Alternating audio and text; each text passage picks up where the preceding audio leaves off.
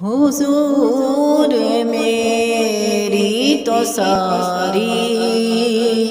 بہار آپ سے ہے، میں بے قرار تھی میرا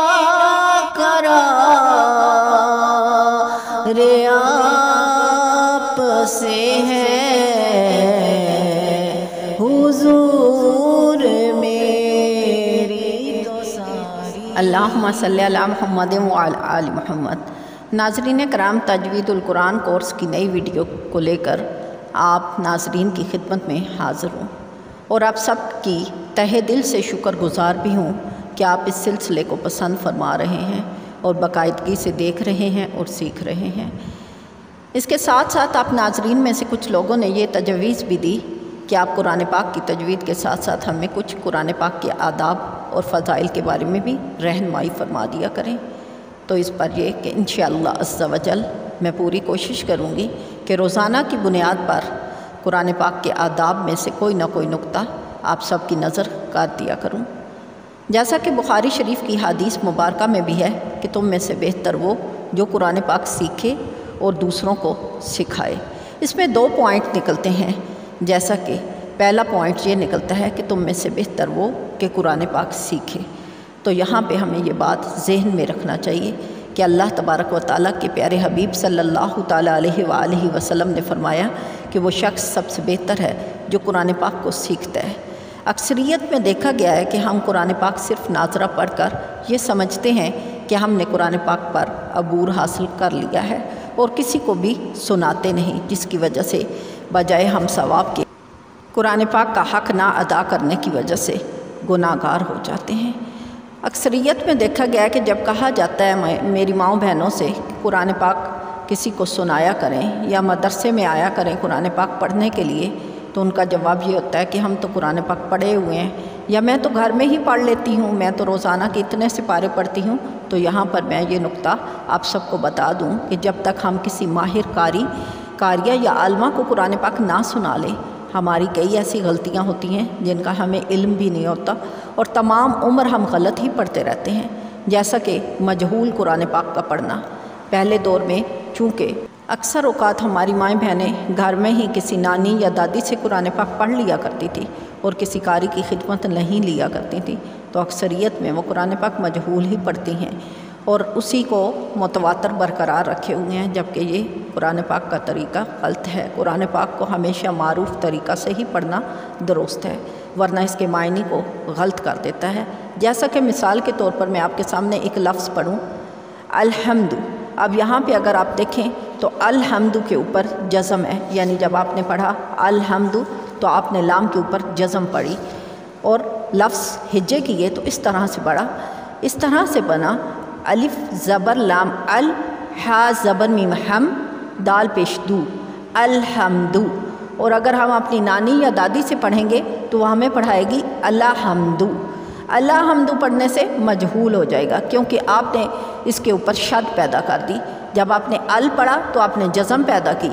الف زبر لام ال بولا۔ جب آپ نے اللہ پڑھا تو آپ نے الف زبر لام ال، لام زبر لا، اللہ بنا دیا، تو اب یہ مجہول ہو گیا۔ جیسا کہ قرآن پاک کی ایک حدیث میں بھی ہے کہ آپ صلی اللہ تعالیٰ علیہ وآلہ وسلم نے فرمایا کہ قرآن پاک کے ایک حرف کے پڑھنے کے اوپر 10 نیکیاں ہیں، اور آپ صلی اللہ تعالیٰ علیہ وآلہ وسلم نے فرمایا کہ میں یہ نہیں کہتا کہ الف لام اور میم ایک حرف ہے، بلکہ الف ایک، لام دوسرا حرف اور میم تیسرا حرف ہے۔ تو جب آپ نے الف لام اور میم پڑھا تو آپ نے 30 نیکیاں کمائیں، لیکن اگر آپ نے اس کو مجہول پڑھا اور اس کی ادائیگی صحیح نہیں کی تو آپ اس نیکی سے محروم رہ گئے، بلکہ اس کے ساتھ ساتھ قرآن پاک کا حق نہ ادا کرنے کی وجہ سے گناہ گار بھی ہوئے۔ اس مقصد کو ہی ناظرین کرام مد نظر رکھتے ہوئے میں نے یہ تجوید القرآن کا کورس شروع کیا۔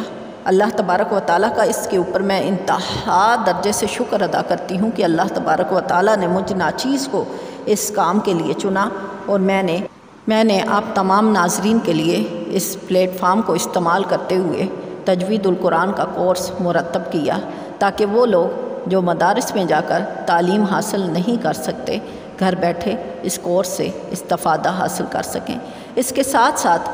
آپ تمام ناظرین میں سے وہ تمام میری مائیں بہنیں جو تجوید القرآن کو انفرادی طور پہ مجھ سے سیکھنا چاہیں میرے واٹس اپ نمبر پر رابطہ کر سکتی ہیں۔ نمبر آپ کو ڈسکرپشن میں مل جائے گا، آپ وہاں سے نمبر لے کے مجھ سے رابطہ کر سکتے ہیں تاکہ قرآن پاک آپ صحیح طریقے سے سیکھ سکیں۔ اب بات کرتے ہیں قرآن پاک کے آداب کی، تو قرآن پاک کو ہمیشہ باوضو پڑھیں، تعوذ اور تسمیہ سے شروع کریں اور خوب ٹھہر ٹھہر کر ترتیل کے ساتھ ادائیگی کریں۔ سبق شروع کرنے سے پہلے ناظرین کرام ہمیشہ قرآن پاک کو سمجھنے کے لیے اللہ تبارک و تعالیٰ سے دعا کیا کریں، اور حضرت موسیٰ علیہ السلام کی دعا بہت ہی خوبصورت ہے جو انہوں نے اللہ تبارک و تعالیٰ سے کی،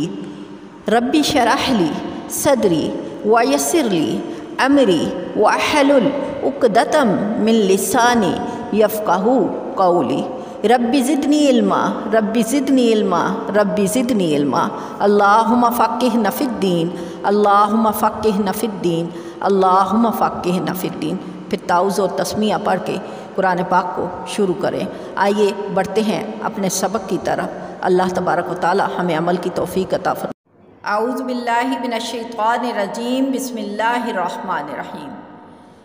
آج کے اس سبق میں ہم نے تنوین کی تختی کو پڑھنا ہے، لیکن اس تختی کو پڑھنے سے پہلے ہم اپنے پچھلے سبقوں کا مختصر سا جائزہ لے لیتے ہیں۔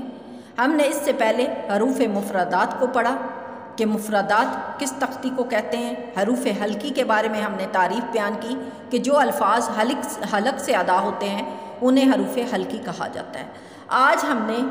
حروف صفیریہ کے بارے میں پڑھنا ہے کہ حروف صفیریہ کس سے کہتے ہیں۔ تو میں آپ کو بتا دوں کہ حروف صفیریہ سیٹی والے الفاظ کو کہا جاتا ہے، اور سیٹی والے الفاظ جیسے زا، سین، شین، صاد، تمام حروف جو ہیں وہ سیٹی والے حروف ہیں، کیونکہ اب جب سین ادا کرتے ہیں اس کے اوپر سیٹی نکلتی ہے۔ اسی طرح آپ زا ادا کرتے ہیں تب بھی سیٹی والا حروف نکلتا ہے۔ تو یہ الفاظ ایسے ہیں کہ جب آپ اس تختی کو پڑھتے ہیں یا جس بھی تختی کے اندر، جیسے کہ قرآن پاک کا آپ کوئی بھی الفاظ لیتے ہیں اس کے آغاز میں یا اختتام میں زا، سین، شین یا صاد آ جائے تو اس کے اوپر آپ کی سیٹی سی آواز نکلتی ہے۔ یہ حروف صفیریہ ہیں۔ اس کے بعد آج ہم نے یہ بھی آپ کو بتانا ہے کہ الف جو ہم پڑھتے ہیں اگر اس کے اوپر حرکت لگ جائے تو یہ الف نہیں رہتا، کیونکہ الف بذات خود کوئی حرف نہیں ہے، یہ ایز اے مدہ استعمال کیا جاتا ہے۔ اگر اس کے اوپر زبر، زیر یا پیش آ جائے تو اسے حمزہ کی ذات میں لیا جاتا ہے، حمزہ کی آواز میں نکالا جاتا ہے، جیسے حمزہ زبر آ، حمزہ زیر ای، حمزہ پیش او۔ اور الف کے اوپر جب جزم لگ جائے تو یہ حمزہ جو ہے جھٹکے کی صورت میں پڑھا جاتا ہے، پھر اس حمزہ کو آپ جھٹکے کی صورت میں ادا کریں گے۔ اب آگے تنوین کی تختی کی طرف چلتے ہیں کہ تنوین کی تختی میں آج ہم نے کیا پڑھنا ہے۔ سب سے پہلے میں آپ کو تنوین کی تعریف بیان کر دوں کہ تنوین کس کو کہتے ہیں، تو دو زبر، دو زیر اور دو پیش کو تنوین کہتے ہیں، اور جس حرف پر تنوین ہو اسے منون کہتے ہیں۔ تنوین نون ساکن ہوتا ہے، یعنی اس کے اینڈ میں نون ساکن کی آواز نکلتی ہے جو کلمے کے آخر میں آتا ہے، اور اس کے ساتھ ساتھ آپ اس کو جب ادا کرتے ہیں تو اس بات کا بھی دھیان کر لیں کہ جب آپ تنوین کی تختی میں کو پڑھیں گے تو اس کے اکثر الفاظ کے ساتھ الف بھی لگایا جاتا ہے، جیسے کہ یہاں پہ تا، دو زبر، الف تن۔ تو اگر آپ اس کو الف کو ادا کریں تب بھی ٹھیک ہے، اور اگر نہ کریں تب بھی ٹھیک ہے۔ یہاں پہ آپ اس کو اس طرح سے بھی پڑھ سکتے ہیں، تا، دو زبر، الف تن، اور اس طرح بھی پڑھ سکتے ہیں تا، دو زبر، تن، ٹھیک ہے۔ اس کے بعد میں آپ کو یہ بتا دوں کہ تنوین نون ساکن کی آواز نکلتا ہے اور نون ساکن غنہ کی علامت ہے، تو لہٰذا تنوین والے الفاظ پہ غنہ کیا جاتا ہے، جہاں پہ بھی الفاظ تنوین والا آئے وہاں پہ غنہ کیا جاتا ہے۔ اور غنہ کرنے کا طریقہ یہ ہے کہ آپ آواز کو ناک کے اندر لے کے جائیں گے اور چند سیکنڈ کے لیے اس کو ناک میں گھمانے کے بعد آرام آرام سے باہر نکالیں گے۔ یہ نہیں کہ آپ جھٹکے کی صورت میں نکالیں گے، بلکہ آرام آرام سے ٹھہر ٹھہر کر اس کو آپ باہر نکالیں گے۔ جیسے کہ یہاں میں آپ کو دکھاتی ہوں، تا دو زبر تن، تا دو زیر تن، تا دو پیش تن، تن تن تن، طا دو زبر الف تن، یا پھر طا دو زبر فن، طا دو زیر تن، طا دو پیش تن، قن تن تن۔ زا سختی سے پڑھا جانے والا الفاظ ہے اور اس کو ساتھ الف لگا ہے، تو آپ الف پڑھ لیں تو بھی بہتر، نہ پڑھیں تو بھی بہتر، تو اس کو آپ نے سختی سے ادا کرنا ہے۔ زا دو زبر زن، زا دو زیر زن، زا دو پیش زن، زن زن زن، زال دو زبر زن۔ زال نرمی سے پڑھنے والا الفاظ ہے، جس طرح سا کا مخرج ہے اسی طرح زا کا مخرج ہے، یعنی یہ آپ کے زبان کی نوک اور سامنے والے دو دانتوں کی جڑ سے نکلتے ہیں الفاظ۔ آپ نے اس کو اس طرح سے پڑھنا ہے نرم انداز سے، زال دو زبر زن، زال دو زیر زن، زال دو پیش زن، زن زن زن۔ اسی طرح سا جب آپ ادا کریں گے تو اس کو بھی نرمی سے، سا دو زبر سن، سا دو زیر سن، سا